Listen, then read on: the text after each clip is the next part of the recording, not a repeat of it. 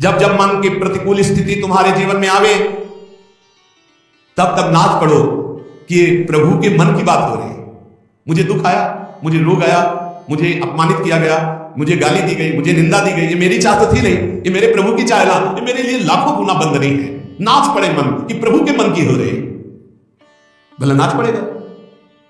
कल एक भक्त प्रश्न कर रहे थे कि जब कोई गाली देता है तो उस समय तो नहीं बोलते, पर जब जब सामने पड़ता है, जो निंदा करता है, बस हृदय जल जाता है कि क्या करूं, इसको कैसे बताऊं। मैं बोलता तो नहीं, पर अंदर अंदर आ जाता है।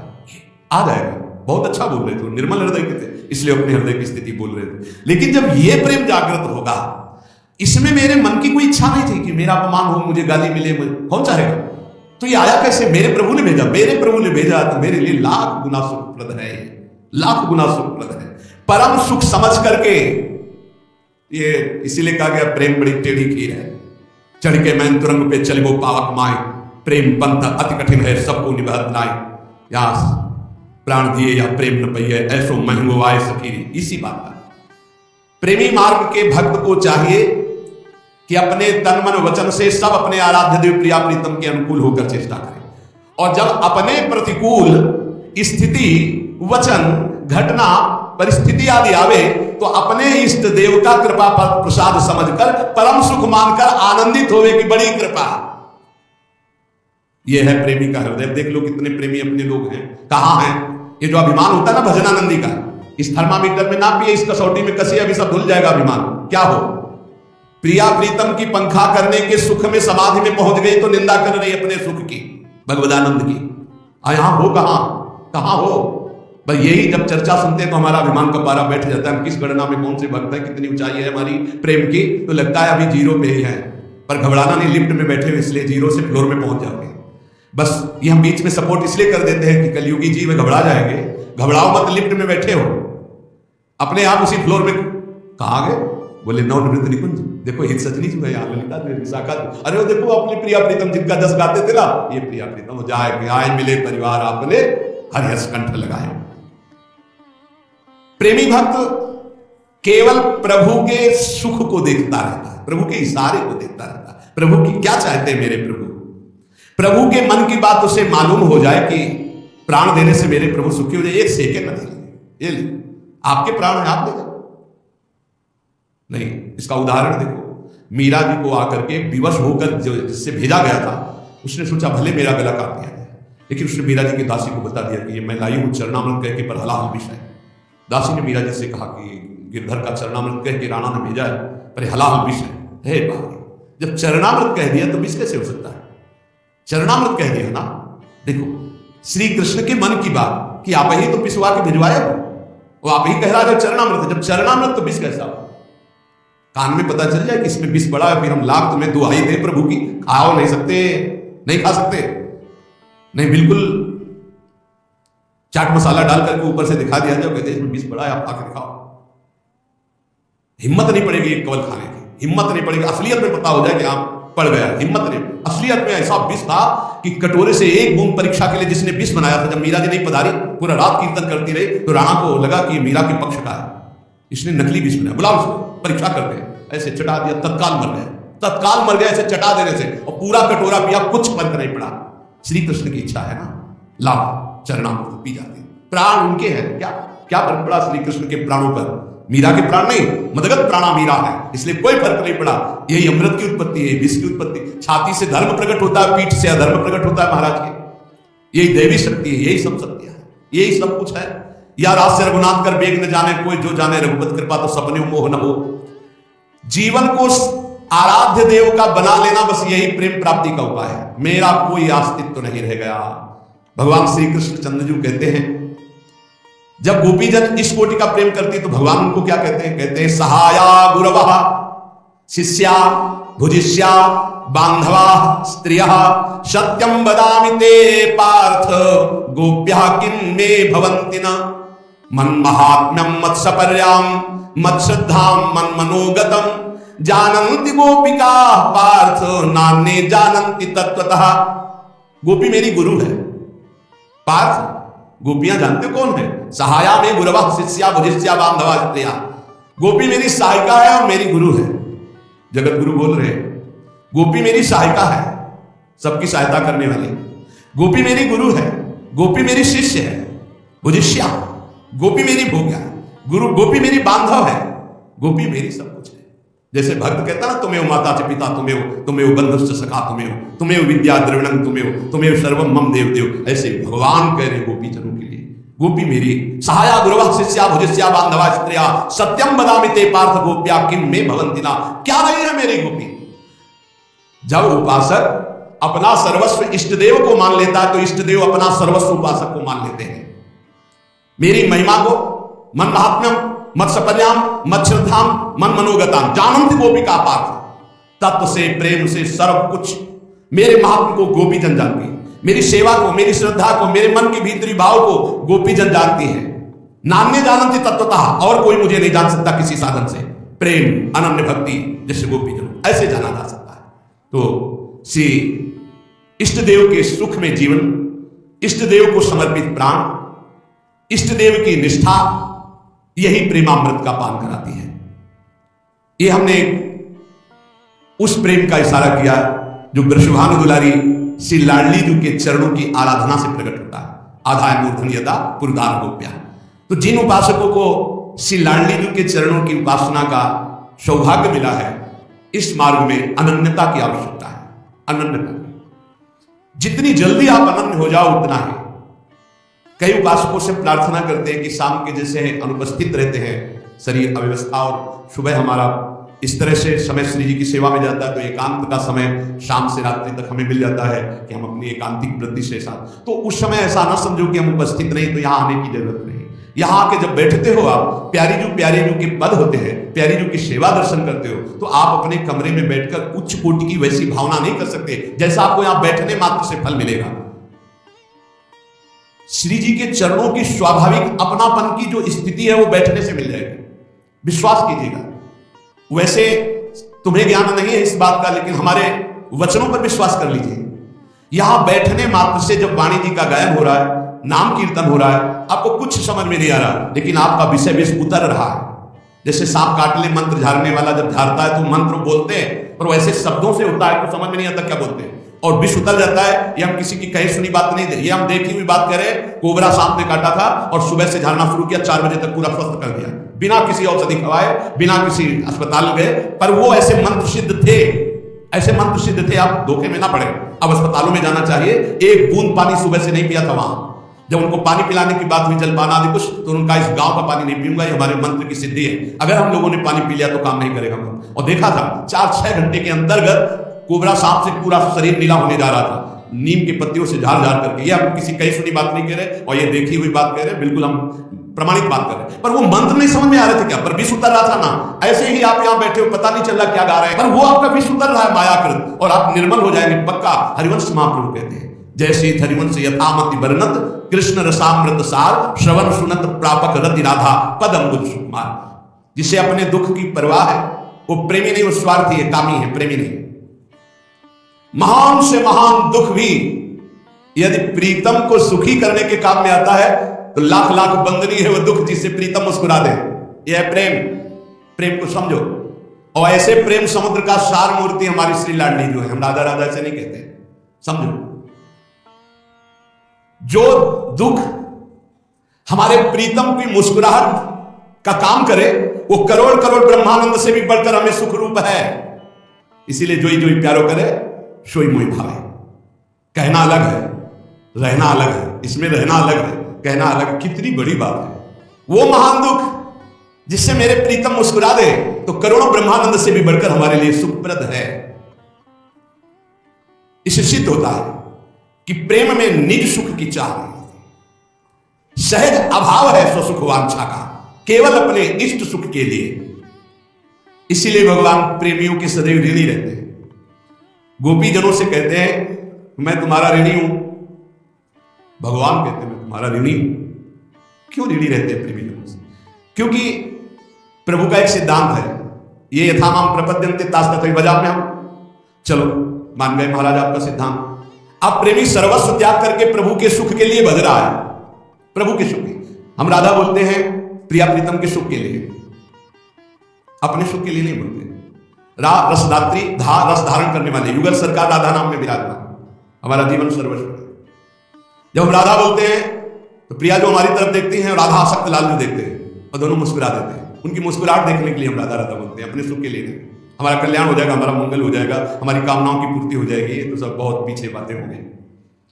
समझो, भगवान का यह सिद्धांत यहां पास नहीं होता प्रेमियों के आगे, इसीलिए ऋणी है। भगवान कहते हैं पूरा हिसाब करता हूं बराबर, ये यथामाम प्रपद्यन्ते तास्तथै भजाम्यहम्। यहां फेल हो गया सिद्धांत। कैसे? तभी उनको बोलना पड़ा मैं ऋणी हूं तुम्हारा, मैं तुम्हारा ऋणी गोपियों। क्यों? क्योंकि जो प्रेमी होता है उसका कोई सुख नहीं होता, और वो प्रभु के सेवा सुख के लिए प्राणों को न्यौछावर किए लगा है। अब वो बदले में सुख देना चाहते हैं, उसको कोई सुख की चाह नहीं है। अच्छा, ये चले और सुख देने, तो वो उनके सुख में सुखी है, तो पलट करके और उनको सुख मिलेगा, तो फिर ये ऋणी ही बने रहते हैं। ये ऐसा हिसाब नहीं कर सकते। ये था मां प्रपद्यन्ते तास्तथै भजाम्यहम्। तब ये हाथ जोड़कर कह रहे गोपीजनों से कि मैं तुम्हारा ऋणी हूं, क्योंकि ना तो इनको मुक्ति चाहिए, ना इनको कोई सुख चाहिए। ये चरम सीमा की निष्कामता में अपने प्रीतम सुख में बलिहारे, तो दे दो क्या दे, जब कुछ देने को। अच्छा, सबसे ज्यादा सुख होता है जब प्रिय वस्तु दो, और प्रिय वस्तु है इष्ट देव को सुख देना, उनका इष्ट देव को प्रसन्न रखना, और वो प्रसन्न है, वो सुख है इष्ट देव। अब इष्ट देव देवते उनको क्या दे, क्योंकि वो सुखी होंगे, यही उनका सुख है। तो सुख जब और बढ़ेगा उनका, तो ऋणी तो होते ही चले जाएंगे, वो कभी नहीं ऋण हो पाते। तो क्या करते हैं? अधीन हो जाते हैं। अहम भक्त पराधीनो, हिसाब नहीं दे पाए। ये यथामाम प्रपद्यन्ते तास्तथै भजाम्यहम् गीता जी में कहा है, ये साधारण भक्त असाधारण भक्तों में, लेकिन प्रेमी जनों में नहीं। प्रेमी जनों के लिए ये श्लोक है, अहम भक्त पराधीनो अस्वतंत्र इव द्विज। मैं बिक गया हूं, मैं स्वतंत्र नहीं हूं, मैं अधीन हूं इन प्रेमी जनों की ऋणी। ये है राधा किशोरी के चरण रज के प्रताप से उदय हुए प्रेम का स्वरूप। शांत दास वात्सल्य सख्य आदि को जैसा चाहते हैं वो हिसाब कर सकते हैं, लेकिन विशुद्ध प्रेमी ये हिसाब नहीं कर पाते। प्रभु हिसाब नहीं, क्योंकि इनका हिसाब प्रभु ही है, प्रभु का सुख ही है। क्या देंगे? आपका सुखी होना ही हमारा सुख है, तत्सुख। ये बहुत ऊंची बात। इसीलिए प्रिया प्रीतम अधीन होकर रसिकों के संग डोलते रहते हैं। छिन छिन बेरत संग, छिन छिन निर्कर प्रेम भरे, छिन जस कहत अभंग, ये जो कृपा हरिवंश की। न पारे हम निर्बद्ध संयुजाम सुसाधु कृत्यम विबुधायुषा विवाह, या मां भजन दुर्जर के श्रृंखला समृष्टि तदवा प्रतियादु साधना। गोपियों, भगवान गोपियों, मेरे लिए उन घर गृहस्थी की बेड़ियों को तुमने तोड़ा जो बड़े बड़े योगी यति भी नहीं तोड़ पाते। भगवान कह रहे हैं बड़े बड़े योगी यति भी नहीं तोड़ पाते। अब आप जरा यहां थोड़ा दर्शन कीजिए। योगी यति घर गृहस्थी छोड़कर गुफाओं में रहते हैं, उन्हें योगी यति कहते, और गोपियां घर में रह रहे हैं। परिणाम योगी यति के लिए श्री कृष्ण को बोलना चाहिए कि आपने उन घर गृहस्थियों की बेड़ियों को तोड़ दिया जिनको तोड़ना कठिन है। लेकिन यहां कह रहे हैं बड़े बड़े योगियों के लिए घर गृहस्थियों की बेड़ियों को तोड़ना कठिन, उनको तुमने तोड़ दिया गोपियों से। और गोपी रह रही घर में, गोपी घर को लीप रही है, धान कूट रही है, बच्चे खिला रही है, पति की सेवा कर रही है, लेकिन एक क्षण भी श्री कृष्ण से बिलक नहीं। यह है योग। उद्धव जी आए थे योग समझाने, तब यही कहा कि तुम खुद नहीं समझे कि किसको योग कहते हैं, तुम समझते हो हम वियोगिनी हैं, देख हमारे रोम रोम में कृष्ण रमा है। तब उद्धव के होश उड़ गए और कहा कि मैं इस ब्रज की कोई लता गुल औषधि बन जाऊं जिससे महाभागवत गोपियों की चरण धूलि हमारे ऊपर पड़े। भगवान क्या कह रहे, जरा गौर से सुनो। भगवान कह रहे गोपियों, तुमने मेरे लिए घर की उन बेड़ियों को तोड़ डाला जिन्हें बड़े बड़े योगी यति नहीं तोड़ पाते। बड़े बड़े योगी यति नहीं तोड़ पाते। अंदर राग बना रहता है परिवार का। तुम्हारा यह मिलन सर्वथा निर्मल और महान निर्दोष उच्च अवस्था का है। भगवान कह रहे हैं मैं अपने सच्चिदानंद शरीर से अमर जीवन से अनंत काल तक तुम्हारी प्रेम सेवा और त्याग का बदला चुकाना चाहो तो मैं नहीं चुका सकता। अखिल कोटि ब्रह्मांड नायक परात्पर अजित को जीत लिया प्रेमियों ने, और वो हार करके बोलते कि मैं तुम्हारा ऋण नहीं चुका सकता, मैं तुम्हारा सदा ऋणी रहूंगा। हां, तुम चाहो तो अपने साधु स्वभाव से अपने प्रेम से मुझे उऋण कर सकती हूं, मैं कभी उऋण नहीं हो सकता। मैं तुम्हारा ऋणी रहूंगा, मैं तुम्हारा ऋणी रहूंगा। ये बात है प्रेम की। पर ब्रह्म परमात्मा तत्व कह रहा मैं तुम्हारा ऋणी। इसीलिए जो प्रेमी जन होते हैं सब, उनके लिए सब कूड़ा करकट दिखाई देता है, रिद्धियां सिद्धियां धर्म अर्थ काम मोक्ष ये बोल रहे हैं। पर ब्रह्म परमात्मा क्या बोल रहे हैं? मैं दिव्य सच्चिदानंद शरीर से अमर जीवन से अनंत काल तक तुम्हारे प्रेम, तुम्हारी सेवा, तुम्हारे त्याग का बदला चुकाना चाहूं तो नहीं चुका सकता। मैं तुम्हारा ऋणी हूं। तुम अपने साधु स्वभाव से भले मुझे ऋण कर दो, पर मैं तुम्हारा ऋणी हूं। ये अजित को जीत लिया प्रेमियों ने। प्रेम मार्गी भक्त को चाहिए जो किशोरी जी के चरणों की आराधना करते हैं, तन से, मन से, वचन से होने वाली सारी चेष्टा एकमात्र प्रिया प्रीतम को प्रदान करें, प्रिया प्रीतम के लिए करें। श्री भगवत ऋषि जी महाराज कहते हैं, यदि इस रस का पान करना हो, वृंदावन नित्य विहार रस का, तो कह रहे प्रथम सुने भागवत भक्त मुख भगवत बानी, द्वितीय आराधे भक्ति व्यास नव भांति बखानी। कितनी ऊंचाई है इस रस की। तृतीय करे गुरु समुझी दक्ष सर्वज्ञ रसीलो, चौथे होई विरक्ति बसे बनराज जसीलो, पांच भूले देह सुधी छठे भावना रास की, सातवें पावे रीति रस श्री स्वामी हरिदास की। भगवत ऋषि जी महाराज कहते हैं कि जो साधक श्रीमद् भागवत और भगवत गीता में प्रवीण नहीं हुआ, उसको समझ में नहीं आएगा कि कितनी प्यार भरी लाड़ भरी उपासना है लाडली लाल की। वो भगवत्ता ऐश्वर्य महत्ता ना समझने के कारण कई ऐसे उपासक मिले। श्री जी तो बहुत बोली है, कोई समस्या आती तो उसका समाधान करने के लिए साइड में हनुमान जी की उपासना कर सकते हैं, साइड में ऐसा कर मतलब उपासना करना किसी भी भगवत स्वरूपों की परम मंगलमय है। पहली बात तो तुम यही समझ नहीं पाए कि भगवान 10-20 नहीं होते, उनके स्वरूप बहुत है, वह तो एक ही। और जब एक ही जगह हम लगे हैं तो हमें पता होना चाहिए, जब आप भागवत पढ़ेंगे तब आपको पता चलेगा श्री कृष्ण कौन है, गीता पढ़ोगे तब आपको पता चलेगा श्री कृष्ण कौन है। तुम्हारी देवा पुरुषा पुराणा तुमस्य विश्व से परम निधानम वेदास्य वेद्यम परमम च धाम त्वया ततम विश्व अनंत रूपम। तब पता चलेगा ऐसे विश्व अनंत रूपम परमात्मा हमारी लाडली जो के सामने हाथ जोड़े खड़े, हमको किसकी आराधना करनी है। वही हरि है हनुमान जी जिनके चरणों को अपनी गोद में लिए हुए सहला रहे हैं, वही हरि जिन चरणों को वो हमारी लाडली जो, ये तब समझ में आता है। तो कह रहे साधक को जब नित्य विहार रस में प्रवेश दिलाना हो तो ये 7 सोपान वर्णन किए भगवत ऋषि, 7 सीढ़ियां वर्णन की क्रम से। नए साधक को गुरुजन लोग पहले श्रीमद् भागवत और भगवत वाणी गीता की इन 2 में परिपक्व करें। नित्य विहार रस के रसास्वादन की योग्यता तभी आएगी। इसी को श्री सेवती महाराज कह रहे हैं, श्री सुख मुख जू बचन सुनावहु, तब श्री हरिवंश सुनाम कहावहु, मन सुमिरन बिसरे नहीं। सेवकवाणी की फलस्थिति में लिखा है, सेवक वाणी जू अति अगाध मदगूढ़, बिरलो कोई समझई हित मार्ग आरूढ़। हित मार्ग आरूढ़ भाव भागवत मिले सब, 4 वेद सुस्मृति जो 4 अवगाह ले जब, तब पावे सेवक हृदय जो हित मार्ग उपदेशी, तब पावे सेवक। यहां कह रहे साधक को नित्य विहार रस का रसास्वादन कराने के लिए जब हम पूज्य गुरुदेव भगवान के समीप प्रथम गए थे तो सिंहासन में भागवत 2 खंड की विराजमान थी। प्रथम में जब दर्शन किया तो नाम सेवा और सिंहासन में भागवत विराजमान थी, और जब जब गए तब तक भागवत का पाठ ये सुना ये सुना ये सुना, बिल्कुल सिद्धांत से महाराज जी ने चला। आपने गीता का स्वाध्याय किया, जी अमुक श्लोक का क्या भाव है, अमुक श्लोक का क्या भाव है, जी बैठ करके ऐसे। नए साधक को जो नित्य विहार रस में, तो प्रथम सीढ़ी है उनको श्रीमद् भागवत और भगवत गीता का ज्ञान होना चाहिए, तभी वो जान पाएंगे कि श्री कृष्ण है क्या। वो भी स्वयं पढ़े या ऐसे वैसे से सुने नहीं कह रहे, भक्त मुख भगवत वाणी, किसी भगवत प्रेमी महात्मा के मुख से सुने। अगर भगवत प्रेमी महात्मा नहीं है तो रहस्य की बातें नहीं खोल पाएगा।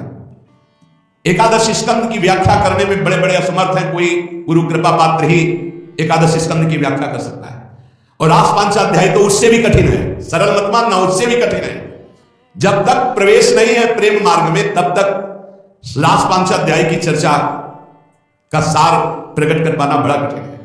और एकादश स्कंद जब तक किसी तत्वज्ञानी महात्मा के चरणों में बैठकर आराधना नहीं की तब तक उसका निर्णय कर पाना बहुत कठिन है। शाब्दिक व्याख्या नहीं होती, अनुभूत व्याख्या होती है। शब्द ब्रह्म का ज्ञान तभी सार्थक माना जाता है जब पर ब्रह्म की अनुभूति से युक्त होकर बोला जाए। इसीलिए शर्त रख दी कि गीता और भागवत का प्रवचन सुनना है तो भक्त मुख, जिसका भगवान से संबंध है, जो भगवत संबंध का अनुभव करके निरंतर भक्ति में डूबा रहता है, ऐसे को भक्त कहते हैं। भक्त की पहचान जो त्रिभुवन की राजलक्ष्मी देने पर भी आधे पल के लिए भगवान का विस्मरण न करे, उसे भक्त कहते हैं। भक्त की पहचान जो चराचर जगत में अपने भगवान को देखता है, उसे महाभागवत कहते हैं। ऐसे भगवत दृष्टि वाले भगवत चिंतन परायण महापुरुष से श्रीमद् भागवत और भगवत गीता की चर्चा सुने। फिर दूसरा सोपान, भगवान व्यास देव जी द्वारा जो बताया गया श्रवणम कीर्तनम स्मरणम विष्णुपाद सेवनम अर्चनम वंदनम दास्यम सख्य आत्मनिवेदनम, ये नवधा भक्ति का अनुष्ठान करें। तीसरी बात, अब रसिक गुरुदेव की खोज करें।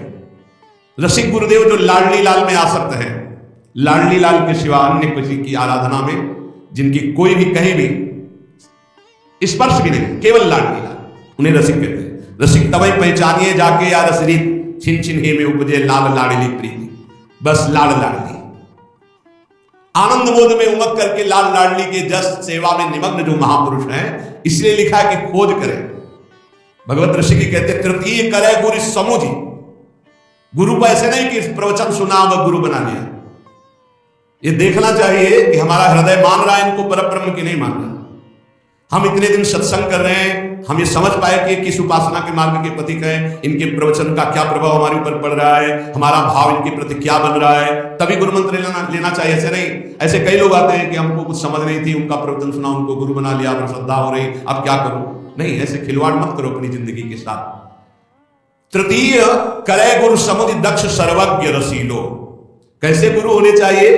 भगवत ऋषि जी कह रहे दक्ष रसिक, रस देश में पूर्ण रूप से परिपक्व, प्रिया प्रीतम रसोपासना में पूर्ण ज्ञान, और स्वयं रसिक रसास्वादन परायण, केवल ज्ञान ही नहीं रस क्षेत्र का, कि रस क्षेत्र का प्रवचन मात्र कर, उस रस में स्वयं डूबे हुए, उस रस में लगे हुए, और सर्वज्ञ, सब शास्त्रों का ज्ञान होना चाहिए जिससे हमारी हर शंका का समाधान हो सके। सर्वज्ञ दक्ष रसीलो, ऐसे गुरुदेव को अपने आराध्य देव की प्राप्ति के लिए वरण करें, गुरु बनावे। तीसरा सोपान, पहला सोपान भागवत गीता किसी भक्त के मुख से सुने, दूसरा नवधा भक्ति का अनुष्ठान करें, तीसरा रसिक गुरुदेव बनाए जो रस देश के मर्मज्ञ हैं, स्वयं रस में डूबे हुए, और चौथा संसार के भोगों से विरक्त होकर श्री वृंदावन रजरानी का सेवन करें, या वृंदावन का आश्रय लेकर वृंदावन उपासना में संपूर्ण आसक्ति समेट दे, या संपूर्ण आसक्ति का त्याग कर वृंदावन वास करें। भगवत ऋषि जी कहते चौथे होए विरक्त बसे बनराज जसीलो, जिसका अद्भुत जश है ऐसे वृंदावन में संसार से वैराग्य धारण करके वास करें। दो प्रकार से वृंदावन वास होता है, एक होता है तन मन दोनों से, एक होता है तन संसार में है लेकिन मन वृंदावन में, उसे वृंदावन की ही गति प्राप्त होगी। देखो, इसे लौकिक वृंदावन मत मानना, ये चिदानंद वृंदावन है, यही वृंदावन है, बस आराधना करो, यही है, कहीं जाना नहीं, प्रकाशित होना है, बस यही वृंदावन है। ये भूतल जोरी, आचार्यवाणी पर ध्यान दिया जाए, जय श्री हरिवंश विपिन भूतल पर संतत अविचल जोरी, हृदय भूतल पर तो नहीं कह रहा, विपिन भूतल, यही खेल रहे प्रियालाल। और जब हृदय इसी रज से पावन होगा तो यही प्रियालाल दिखाई देने लगे, बिल्डिंग सब गायब हो जाएगी। जैसे गुरुदेव जब हम बाहर से देखते हैं तो पांच भौतिक तनधारी दिखाई देते हैं, और जब हम उनकी द्वारा दी हुई दृष्टि से देखते हैं तो पुरुष शरीर नहीं होते, वो कुछ और पाए जाते हैं। तो वो दृष्टि जब आएगी तो ये जो पांच भौतिक दृष्टि देख रहे हो, ये अंतर ध्यान हो जाएगा और आपको दिव्य वृंदावन दिखाई देगा। तो वृंदावन दो प्रकार से सेवन होता है, एक तन और मन दोनों से, अर्थात अखंड वृंदावन वास कर, और एक मन से। आपका सौभाग्य नहीं हो पा रहा कि प्रगट वृंदावन वास करें, लेकिन आप राधा चरणारविंद की शरणागत दीक्षा लिए, आप वृंदावन के अधीन हैं, वृंदावन का जस गाते, वृंदावनेश्वरी की उपासना करते, तो आपको वृंदावन ही प्राप्त होगा। अब इतनी भजन की स्थिति बढ़ावे, पांचवें भूले देह शुद्ध, छठे भावना रास की। ये देह शुद्ध भूलने के लिए चतुराशी जी बहुत समर्थ है। महाप्रभु ने खेलत रास दुल्हनी दुल्हो, सुनो न सखी सहित ललितादिक, निरख निरख नैनन किन फूलो, अतिकल मधुर महामोहन धुनि, उपजद हंस सुता के कूलो, थेई थेई बचन मिथुन मुख निसरत, सुनि सुनि देह दशा किन भूलो। ये जो प्रियालाल की रास विलास लीला श्रीमद चतुराशी जी है, केलीमाल जो है 42 लीला है, इनका अगर आप गुनगुनाते हुए गायन करते रहे तो ये ऐसी स्थिति प्रदान कर देंगी कि आप देह शुद्ध रहित हो जाए। आप चिंता मत कीजिए, बहुत बड़ी सामग्री अपने पास है, बहुत बड़ी वस्तु है। श्रीमद चतुरासी जी, ये प्रियालाल के मंत्र, बहुत बड़ी वस्तु है। अभी स्वाद नहीं लिया इसलिए समझ नहीं पा रहे। पांचवें भूले देश सुने, और उस भावना में जो थे वचन मिथुन मुख निसर्ग जब डूबोगे तो बोले छठे भावना रास की, वो रास का स्वरूप प्रकाशित होता है, तब अपना भी भावदेह प्रकाशित हो जाता है। और जब भावदेह प्रकाशित हो जाता है तो सातों पावे रीति रस स्वामी श्री हरदास। स्वामी जी महाराज का जो नित्य विहार रस, जो हित जो महाराज वर्णन करते हैं, बल्लवी शुकनक बल्लरी तमाल श्याम संग लागे रही अंगंग मनोभिरामी, बहुत से ऐसे महान पद हैं जिनका नित्य विहार रस, उज्ज्वल रस प्रकाशित करते हुए अपने उपासकों को डुबोने के लिए पर्याप्त है। वो अपने सहचरी भाव से प्रिया प्रीतम की उस नित्य विहार नागरी निकुंजे किसलय दल रचित सै कोक कला कुशल कुंवरी अति उदारणी सुरत रंग अंग अंग हाव भाव प्रकृति भंग माधुरी तंग तरंग मतत कोटि मारणी, ओ मुखर मुख बिरम स्वभाव किंकिनी विचित्र राव बिरम बिरम नाथ बदत वर विहार, अद्भुत खंडन धर कर परिणम नहीं चलती। ये अद्भुत, ये स्थिति जो नित्य विहार रस की, तब वो स्थिति प्राप्त कर पाता है। इसलिए उपासक अपने आराध्य देव श्री श्यामा श्याम की प्राप्ति के लिए सर्वस्व का समर्पण करते हुए, निरंतर नाम जप करते हुए, अन्य भावों से बचते हुए, प्यारी जी के भरोसे में दृढ़ होकर जीवन वृंदावन रज चरणामृत और नामामृत लीलामृत में डुबोते हुए काटे तो निश्चित प्यारी जी की प्राप्ति हो जाए।